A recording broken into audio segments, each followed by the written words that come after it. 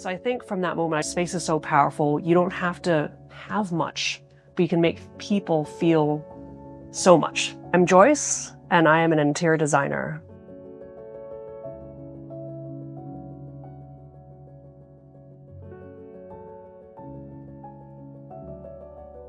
We've been commissioned to work on a project for Ayala Land. Actually, there were, I'd say, 3 protagonists that we identified from the onset of this project that would come to really inspire the design language of the whole scheme. The first person, he was actually part of the Ayala Land family. He was one of the original founders, and there's a famous quote by him where he compares how development is very much similar to chess. One move actually leads to a bigger strategy.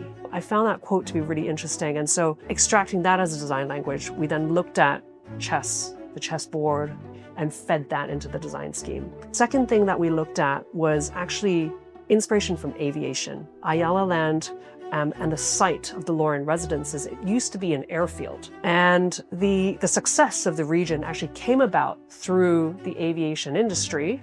And we took the idea of aviation and what that means today in luxury travel, in the way that materiality is used in aircraft, taking those as inspiration points for our design language. And the third thing really is in the fashion culture, actually, and bringing in seamstresses, fashion designers that are local to Manila, and the silhouettes that they create, and tying that actually to our design, and especially how they drape, how they create these sculptural moments. It would essentially pair quite well with the more sort of boxy nature of a chessboard and the more sort of fluid nature of aviation. So the key that stands out for the Laurean Residences is the extensive square footage of residential amenities. So if I go through the list of residential lobby lounge, kids areas, activity rooms, private dining room, a place where you can host meetings and work, and there's a real suite and care. I forgot about the spa and the wellness areas, of course, and the gym and all that.